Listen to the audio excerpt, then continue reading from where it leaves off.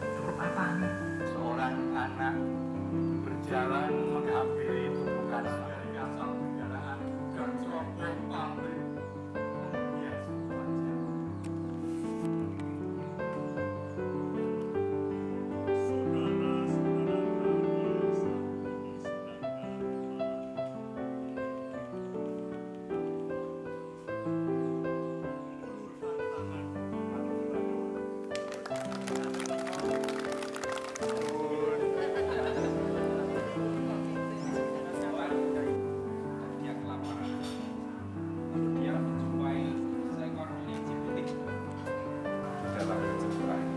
Maka bisa dirujukan ini ujian anjing.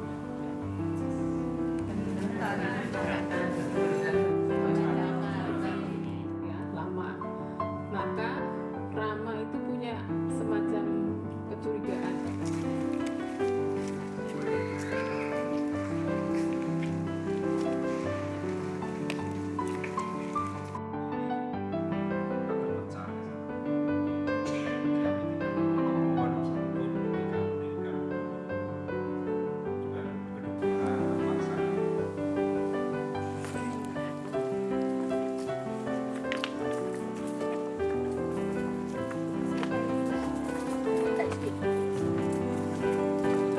Coba saja masuk, ternyata bisa masuk ke dalam telinga Dewa Ruci, dan ketika ada di dalam tubuh Dewa Ruci, Dewa menemukan ketenangan diri yang luar biasa. Yang tadi dia cari-cari di luar dengan banyak rintangan dan lain sebagainya, ketika dia masuk itu ternyata dia merasakan ombak yang besar, memang tidak digambarkan, dan dia terpaksa menerima ajaran kurang dari Tuhan.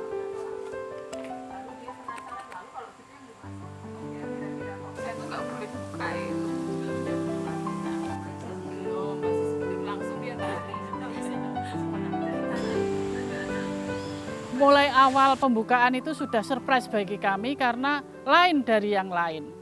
Dari situlah kami selalu ingin surprise apa yang besok lagi lakukan. Symbolic way sebetulnya adalah metode proses kreatif sebetulnya, tetapi juga dalam konteks retret kita bisa memakainya sebagai sebuah proses pencarian diri gitu ya. Dan ada step-stepnya. Step pertama adalah eksodus.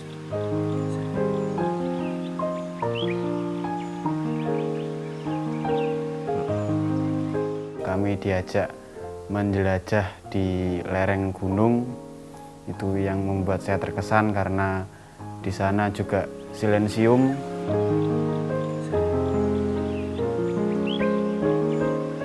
Eksodus itu membuat kami cukup dalam menggali diri kami sendiri. Saya harus berfokus pada diri saya, berfokus pada Tuhan dan alam, dan harus mencoba untuk melihat Tuhan mau kasih saya pesan apa melalui alam.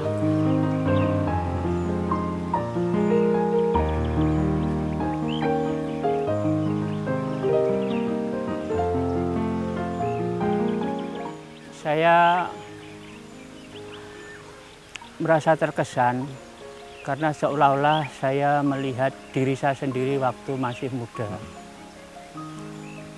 Saya melihat tebing, perbukitan, air, seolah-olah saya melihat diri saya sendiri.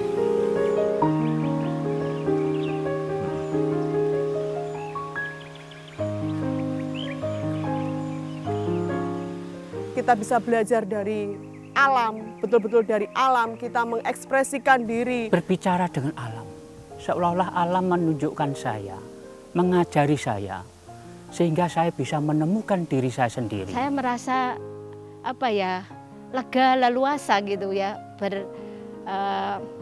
keluar dari diri dan bahwa semakin yakin Tuhan itu begitu dekat, tidak jauh dari kita.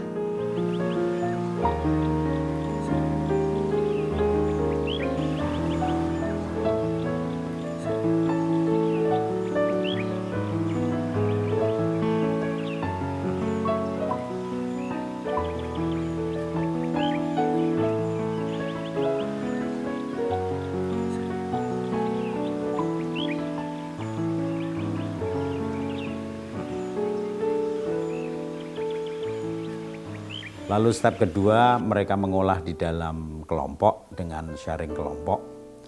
Dan sharing ini sebetulnya kita memaknai simbol-simbol dan kata kunci atau sabda Tuhan yang mereka terima saat mereka berdialog dengan Tuhan sendiri di tengah-tengah alam. Lalu disitulah sebetulnya terkumpul banyak pengalaman mereka yang sangat khas.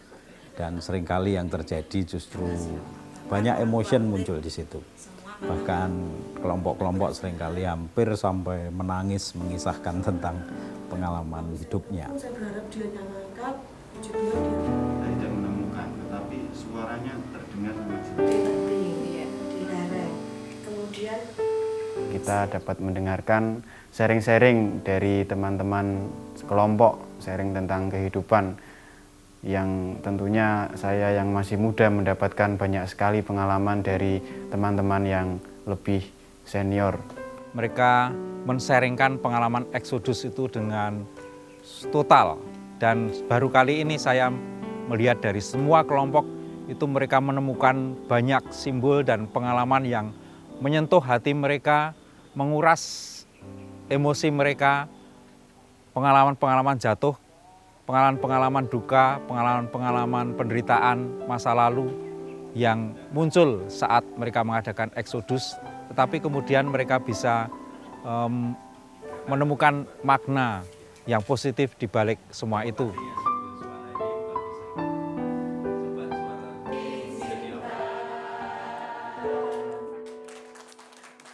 Tapi percayalah bahwa sebesar apapun kesulitan itu, Tuhan akan mengirimkan orang-orang yang baik untuk membantu kita keluar dari semua itu. Step ketiga, plenonya adalah supaya kekayaan ini bisa menjadi kekayaan kelompok bersama.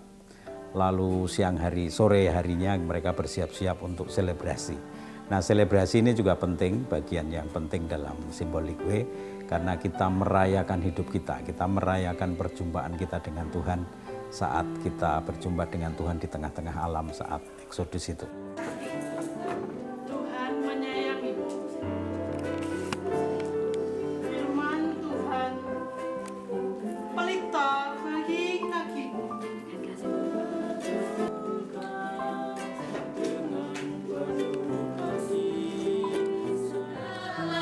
anugerah tetap jalani.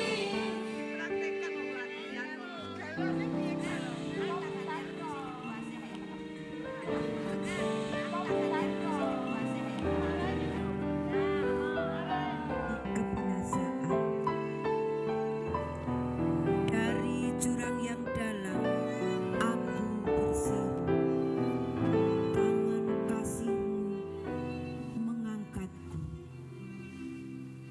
suara Tuhan memanggilku.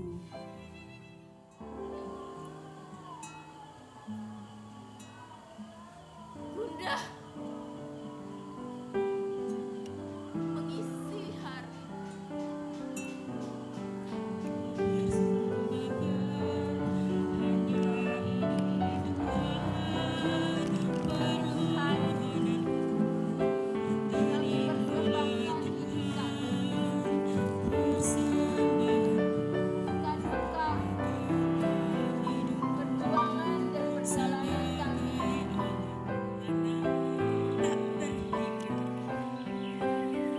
Sekalipun harta dan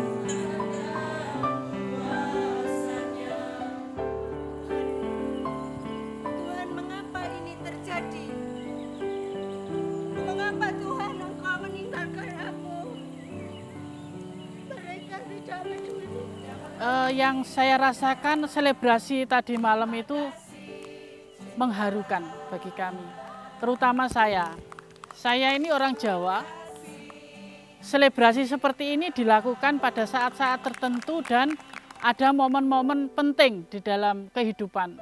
Dan tadi malam saya merasakan itu, saya sendiri merasa terharu. Saya belum pernah merayakan selebrasi seperti ini bersama dengan teman-teman saya.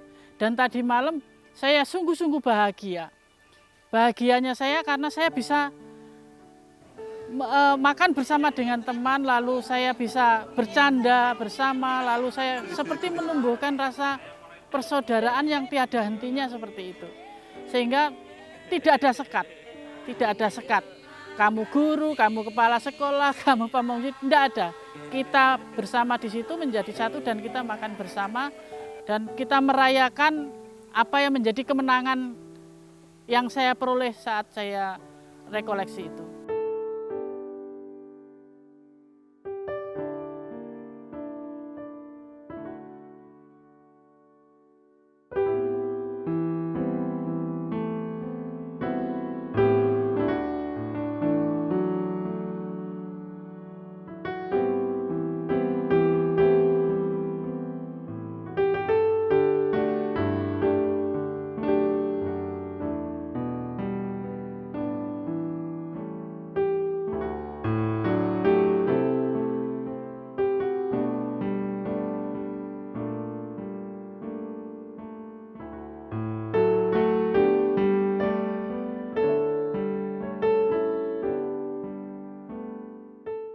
Semoga pengalaman selama 3 hari ini sungguh-sungguh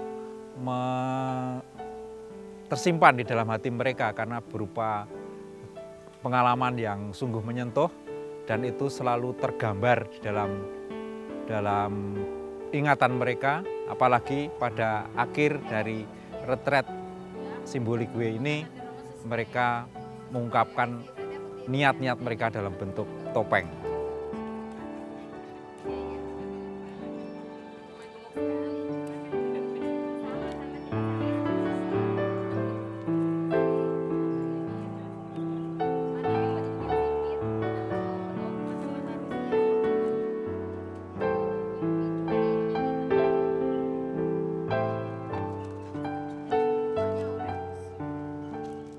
Yang selama ini saya ikuti dalam retret-retret biasanya ketika akhir itu biasanya membuat kesimpulan akhir, menulis, membuat catatan apa yang akan dikerjakan. Tapi ternyata ini bukan disuruh menulis tapi disuruh melukis. Ini padahal saya tidak bisa menggambar ya seperti ini hasilnya. Dari topeng ini kalau kita lihat di sini ada 2 warna biru dan warna merah. Warna biru ini saya ambil ketika saya eksodus, saya menemukan air. Jadi ini melambangkan air, di mana air itu mengalir. Jadi saya ingin kehidupan saya itu mengalir apa adanya. Saya tidak akan merencanakan yang berlebihan, tapi biarkan hidup itu mengalir. Kemudian merah ini adalah melambangkan api. Ini saya temukan ketika malam selebrasi di mana ada penampilan yang membawakan lilin yang membawa terang. Jadi saya juga berharap saya ingin menjadi terang bagi orang-orang di sekitar saya. Kemudian di atas ini ada bunga-bunga. Ini saya mengharapkan apa yang saya pikirkan itu selalu hal-hal yang positif sehingga saya dapat menebar hal-hal yang positif juga kepada orang-orang di sekitar saya. Gitu. Supaya mereka benar membangun niatnya itu saya tuangkan dalam lukisan ini.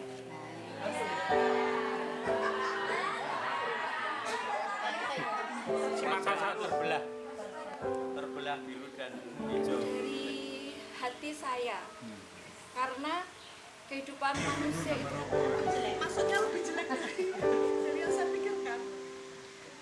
Baik dalam pikiran, dalam hati yang sangat-sangat belum bisa atau mengantarkan saya menuju Ada warna biru.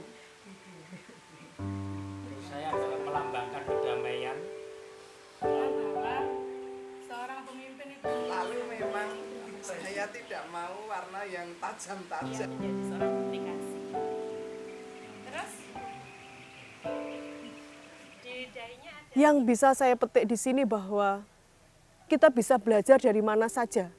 Tidak hanya dari manusia, tapi kita juga bisa belajar dari alam sekitar, bahkan dari kerikil yang biasanya kita injak, dari rumput yang biasanya kita injak pun kita juga bisa belajar. Tuhan berbicara dengan saya lewat rumput.